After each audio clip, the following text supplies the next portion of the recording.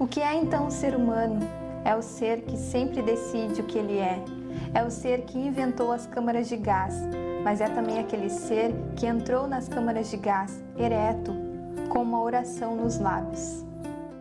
Olá, eu sou a Ci Duarte e no vídeo de hoje a gente vai falar um pouquinho sobre esse pequeno grande livro aqui, que é pequeno fisicamente, mas é um livro gigante pelo seu conteúdo, né? Em Busca de Sentido, do escritor Viktor Frankl. Mas quem foi Viktor Frankl, né? E qual as contribuições que ele traz nesse livro? Bom, Viktor Frankl foi um professor de neurologia e psiquiatria da Universidade de Viena e também professor de logoterapia na Universidade da Califórnia. Ele nasceu em 26 de março de 1905 e faleceu no dia 2 de setembro de 1997. Quando criança, ele queria muito ser escritor e sonhava em escrever livros. Ainda na adolescência, ele mostrava grande interesse pela psicanálise, que na época também estava em altos estudos lá em Viena. E ele também é o fundador e pai da logoterapia, a terceira escola vienense de psicoterapia, sendo as outras duas psicanálise do Freud e a psicologia individual do Adler. Ele se correspondeu durante um tempo e simpatizava muito com a psicanálise do Freud também. Viktor Frankl, quando ele terminou os estudos dele, ele chegou a abrir um consultório para atendimentos psiquiátricos em Viena. E também depois que ele percebeu o alto índice de jovens se suicidando, ele criou um programa de assistência aos jovens. Em 2 anos desse programa lá em Viena, baixou consideravelmente o índice de suicídios por esses jovens. No ano de 1942, já instaurada a Segunda Guerra Mundial, desde 1939, a Áustria foi invadida pela Alemanha e Viktor Frankl e toda a sua família foram presos e encaminhados aos campos de concentração nazistas. Desde então, ele passou por pelo menos 4 campos de concentração, inclusive também passou por um dos mais conhecidos, o de Auschwitz. Então, é isso que vai se tratar esse livro. Ele está dividido em 3 partes. Na primeira parte desse livro, ele vai relatar tudo o que ele passou quando ele foi preso e se tornou o prisioneiro número 119.104. Então, logo após ele ter sido libertado no ano de 1945, ele escreveu esse livro em apenas 9 dias.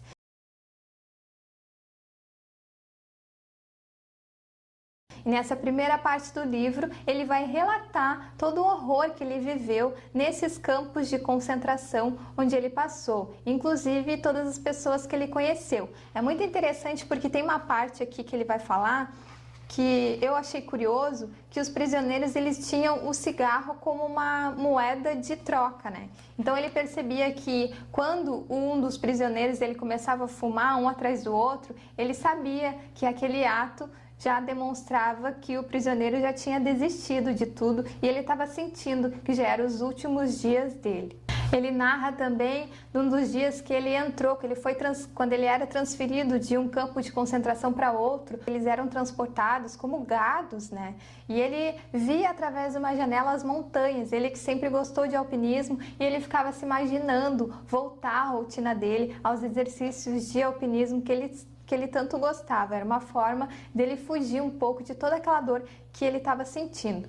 E aí ele traça alguns tópicos aqui para falar sobre como era a vida nos campos de concentração, como apatia, o que dói, escárnio, fome, sexualidade.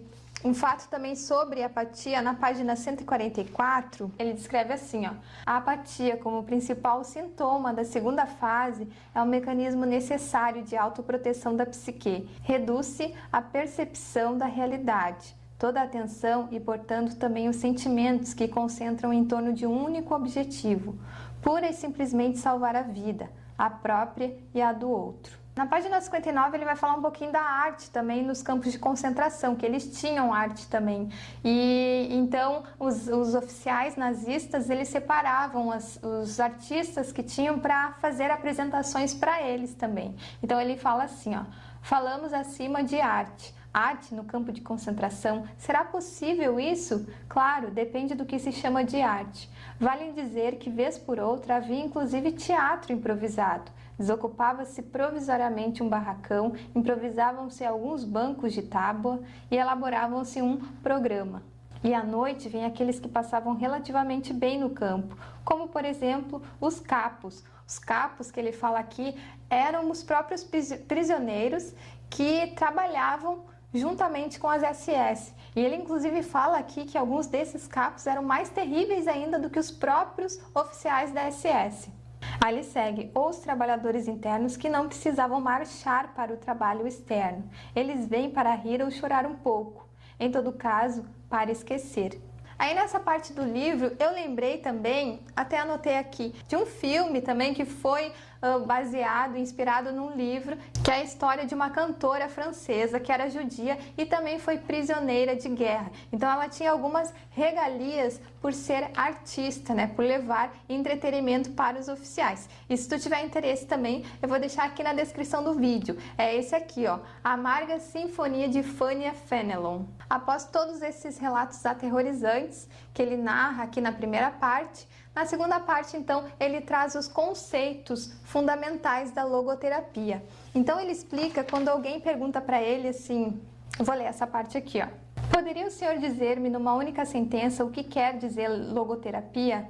Ao menos qual a diferença entre psicanálise e logoterapia? Sim, repliquei. Mas, em primeiro lugar, que o senhor pode dizer-me com uma só sentença o que pensa ser a essência da psicanálise? Eis a resposta. Durante a psicanálise, o paciente precisa deitar-se no sofá e contar coisas que às vezes não são muito agradáveis de se contar. Bem, na logoterapia, o paciente pode ficar sentado normalmente, mas precisa ouvir certas coisas que às vezes são muito desagradáveis de se ouvir. Aí ele segue aqui com um conceito. A logoterapia é, de fato, uma psicoterapia centrada no sentido. E aí ele segue explicando. Aí tem uma frase que eu gostei bastante aqui, ó. A busca do indivíduo por um sentido é a motivação primária de sua vida. Então ele vai dando vários exemplos, estudos aqui, inclusive histórias de pacientes que ele atendeu. E é muito interessante, eu nunca tinha ouvido falar em logoterapia até ler esse livro. Aí na página 128 ele fala assim, ó. A logoterapia considera sua tarefa ajudar o paciente a encontrar o sentido em sua vida. E ele explica que são 3 diferentes formas que a gente pode descobrir um sentido para a vida. A primeira dela é criando um trabalho ou praticando um ato. A segunda é experimentando algo ou encontrando alguém. E a terceira é pela atitude que tomamos em relação ao sofrimento inevitável. A primeira, o caminho da realização, é bastante óbvia. A segunda e a terceira necessitam de uma melhor elaboração.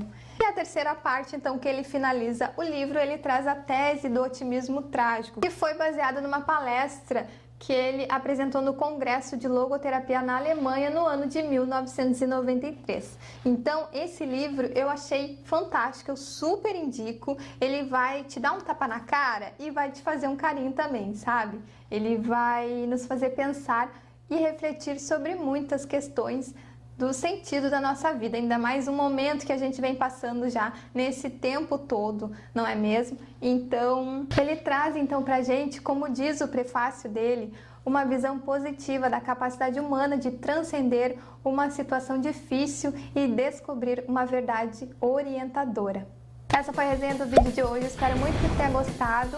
E qualquer dúvida aqui na descrição do vídeo eu vou deixar os links do que eu citei, dos filmes que eu citei também.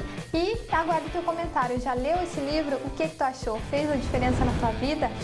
Grande beijo, até o próximo vídeo, paz, amor, bye!